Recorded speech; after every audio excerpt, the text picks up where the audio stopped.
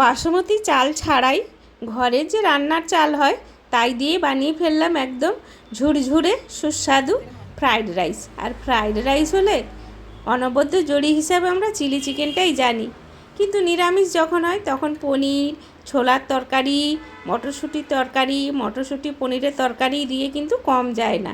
আমি এখানে কিন্তু বিনস আর বরবটিটা নিইনি, তোমরা চাইলে নিতে পারো।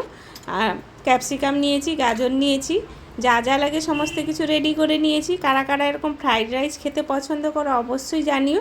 আর আমার রান্না বা রান্নার ভিডিও যদি ভালো লেগে থাকে অবশ্যই একটা লাইক কমেন্ট করে দিও। তোমরা ফ্রাইড রাইসের সাথে কি খেতে পছন্দ করো কমেন্টে কিন্তু জানাবে। আর আমি লেবুটা নিয়েছি, লেবুটা দিলে কি হয় ভাতটা একদম ধপধপে হবে, আর হচ্ছে যে সাদা ধপধপে সাদা হবে, আর হচ্ছে ঝরঝরে হয়ে যাবে। আমি আলাদা করে সবজিগুলো ভাজলাম না, আগে গাজর দিকটা ভেজে নেব। গাজরটা যেহেতু একটু শক্ত, তারপর একে একে সব দিয়ে দিলাম। কাজু কিশমিশটাও একসাথে দিয়ে ভেজে নেব।